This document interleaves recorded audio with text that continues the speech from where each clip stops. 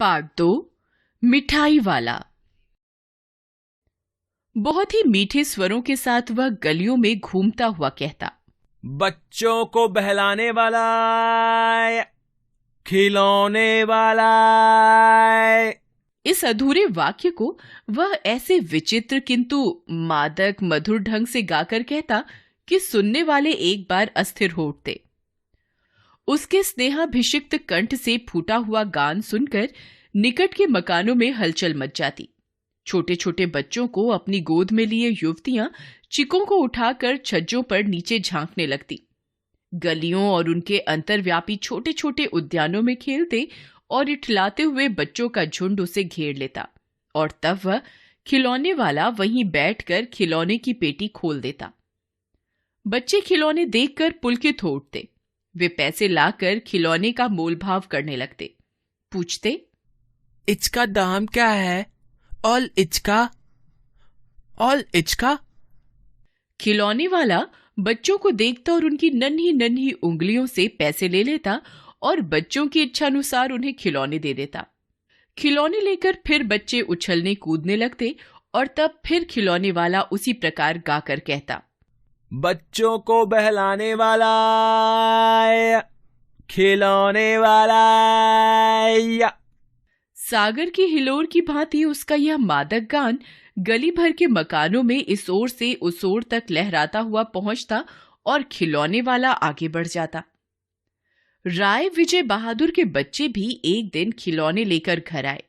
वे 2 बच्चे थे, चुन्नू और मुन्नू। चुन्नू जब खिलौने ले आया तो बोला, मेला घोला कैसा सुंदर है। मुन्नू बोला, और देखो मेला कैसा सुंदर है। दोनों अपने हाथी घोड़े लेकर घर भर में उछलने लगे। इन बच्चों की मां रोहिणी कुछ देर तक खड़े खड़े उनका खेल निरखती रही। अंत में दोनों बच्चों को बुलाकर उसने पूछा, अरे ओ चुन्नू मुन्नू, ये खिलौने तुमने कितने में लिए हैं? मुन्नू बोला, 2 पैसे में। खिलौने वाला दे गया है। रोहिणी सोचने लगी, इतने सस्ते कैसे दे गया है? कैसे दे गया है यह तो वही जाने, लेकिन दे तो गया ही है, इतना तो निश्चय है। एक जरा सी बात ठहरी। रोहिणी अपने काम में लग गई। फिर कभी उसे इस पर विचार करने की आवश्यकता भी भला क्यों पड़ती। 6 महीने बाद नगर भर में 2-4 दिनों से एक मुरली वाले के आने का समाचार फैल गया। लोग कहने लगे, भाई वाह, मुरली बजाने में वो एक ही उस्ताद है। मुरली बजाकर गाना सुनाकर वो मुरली बेचता भी है, सो भी 2-2 पैसे में। भला इसमें उसे क्या मिलता होगा? मेहनत भी तो ना आती होगी। एक व्यक्ति ने पूछ लिया, कैसा है वो मुरली वाला? मैंने तो उसे नहीं देखा। उम्र तो उसकी अभी अधिक ना होगी, यही 30-32 का होगा। दुबला पतला गोरा युवक है, बीकानेरी रंगीन साफा बांधता है। वही तो नहीं जो पहले खिलौने बेचा करता था? क्या वो पहले खिलौने बेचा करता था? हाँ, जो आकार प्रकार तुमने बतलाया उसी प्रकार का वो भी था। तो वही होगा, पर भाई है वो उस्ताद। प्रतिदिन इसी प्रकार उस मुरली वाले की चर्चा होती। प्रतिदिन नगर की प्रत्येक गली में उसका मादक मृदुल स्वर सुनाई पड़ता। बच्चों को बहलाने वाला, या मुरलिया वाला, या। रोहिणी ने भी मुरली वाले का यह स्वर सुना। तुरंत ही उसे खिलौने वाले का स्मरण हो आया। उसने मन ही मन कहा, खिलौने वाला भी इसी तरह गा गा कर खिलौने बेचा करता था। रोहिणी उठकर अपने पति विजय बाबू के पास गई। जरा उस मुरली वाले को बुलाओ तो, चुन्नू मुन्नू के लिए ले लूं। क्या पता या फिर इधर आए ना आए। वे भी जान पड़ता है पार्क में खेलने निकल गए हैं। विजय बाबू एक समाचार पत्र पढ़ रहे थे। उसी तरह उसे लिए हुए वे दरवाजे पर आकर मुरली वाले से बोले, क्यों भाई, किस तरह देते हो मुरली? किसी की टोपी गली में गिर पड़ी, किसी का जूता पार्क में ही छूट गया और किसी की सोथनी यानी पजामा ही ढीली होकर लटक आई है। इस तरह दौड़ते हांफते हुए बच्चों का झुंड आ पहुंचा। एक स्वर से सब बोल उठे, भी लेंदे मुल्ली और भी लेंदे मुल्ली। मुरली वाला हर्ष से गदगद हो उठा, बोला, सबको देंगे भैया, लेकिन जरा रुको, ठहरो, एक एक को देने दो। अभी इतनी जल्दी हम कहीं लौट थोड़ी ही जाएंगे। बेचने तो आए ही हैं, और हैं भी इस समय मेरे पास 1-2 नहीं, पूरी 57। हाँ बाबूजी, क्या पूछा था आपने?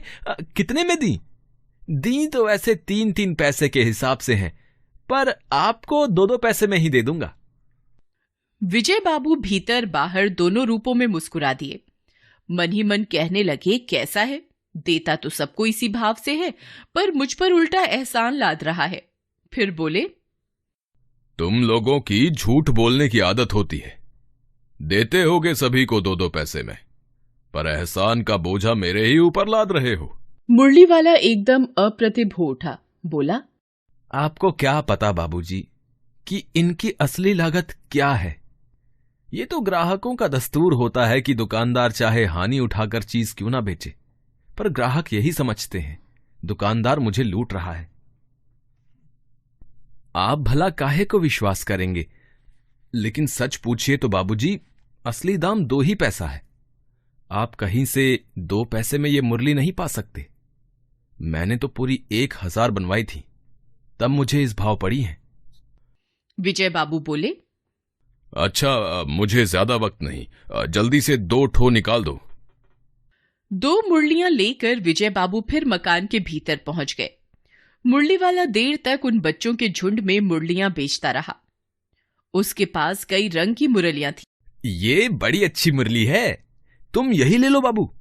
राजा बाबू, तुम्हारे लायक तो बस ये है। हाँ भैया, तुमको वही देंगे, ये लो। तुमको वैसी ना चाहिए, ये नारंगी रंग की? अच्छा, वही लो। ले आए पैसे? अच्छा, ये लो, तुम्हारे लिए मैंने पहले से ही निकाल रखी थी। तुमको पैसे नहीं मिले? तुमने अम्मा से ठीक तरह मांगे ना होंगे। धोती पकड़कर पैरों में लिपटकर अम्मा से पैसे मांगे जाते हैं बाबू। हाँ, फिर जाओ, अब की बार मिल जाएंगे। 2 अन्नी है तो क्या हुआ, ये लो पैसे वापस लो।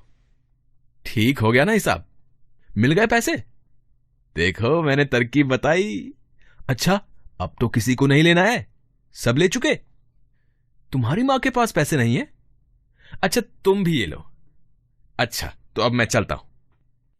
इस तरह मुरली वाला फिर आगे बढ़ गया। आज अपने मकान में बैठी हुई रोहिणी मुरली वाले की सारी बातें सुनती रही। आज भी उसने अनुभव किया, बच्चों के साथ इतने प्यार से बातें करने वाला फेरी वाला पहले कभी नहीं आया। फिर वह सौदा भी कैसा सस्ता बेचता है। भला आदमी जान पड़ता है, समय की बात है। जो बेचारा इस तरह मारा मारा फिरता है, पेट जो न कराए सो थोड़ा। इसी समय मुरली वाले का क्षीण स्वर दूसरी निकट की गली से सुनाई पड़ा। बच्चों को बहलाने वाला या मुरली वाला या। रोहिणी इसे सुनकर मन ही मन कहने लगी, और स्वर कैसा मीठा है इसका। बहुत दिनों तक रोहिणी को मुरली वाले का वह मीठा स्वर और उसकी बच्चों के प्रति वे स्नेह सिक्त बातें याद आती रहीं। महीने के महीने आए और चले गए, फिर मुरली वाला न आया।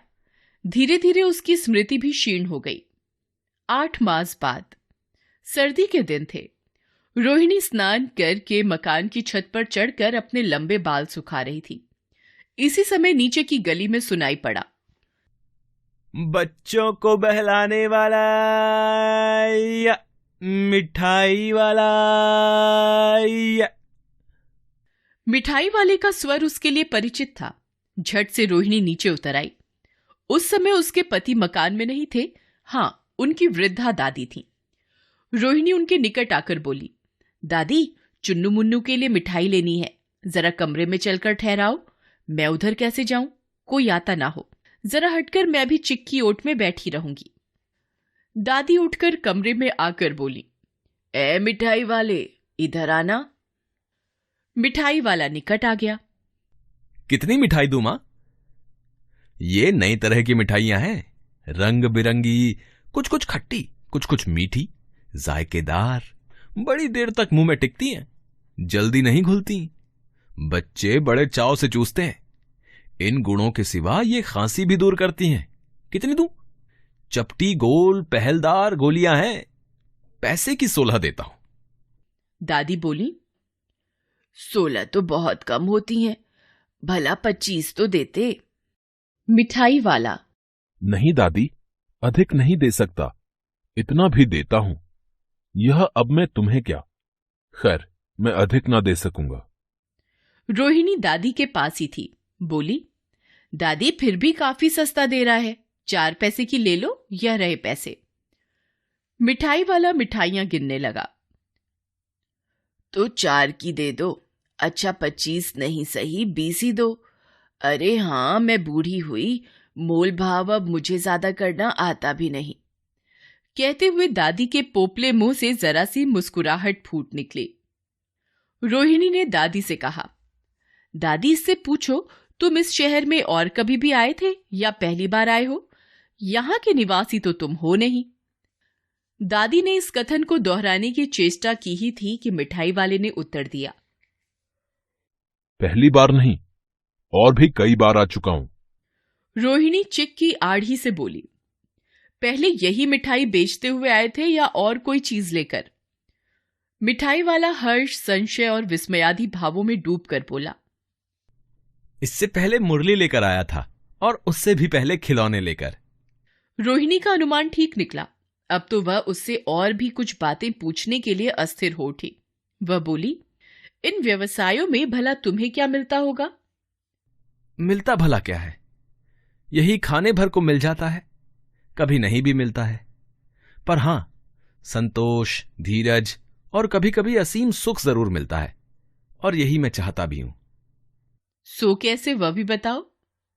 अब व्यर्थ उन बातों की क्यों चर्चा करूं, उन्हें आप जाने ही दें।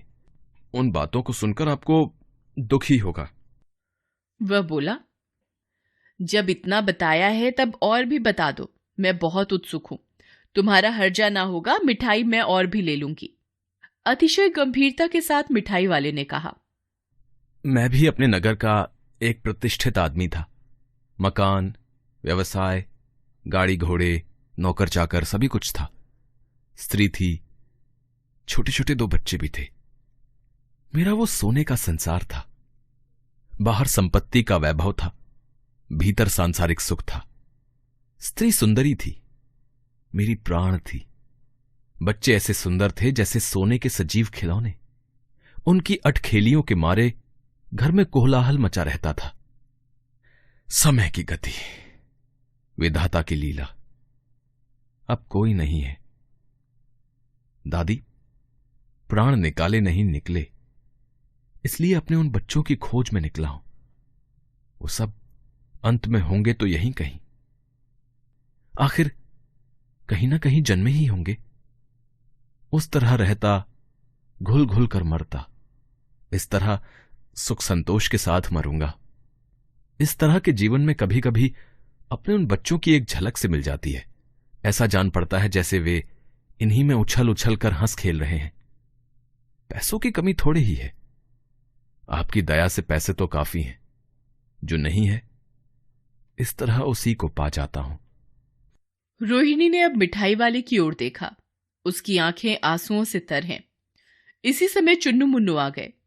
रोहिणी से लिपट कर उसका आंचल पकड़कर बोले, अम्मा मिठाई। मुझसे लो। यह कहकर तत्काल कागज की 2 पुड़ियां मिठाइयों से भरी मिठाई वाले ने चुन्नू मुन्नू को दे दी। रोहिणी ने भीतर से पैसे फेंक दिए। मिठाई वाले ने पेटी उठाई और कहा, अब इस बार ये पैसे न लूंगा। दादी बोली, अरे अरे, ना ना, अपने पैसे लिए जा भाई। तब तक आगे फिर सुनाई पड़ा, उसी प्रकार मादक मृदुल स्वर में, बच्चों को बहलाने वाला, मिठाई वाला।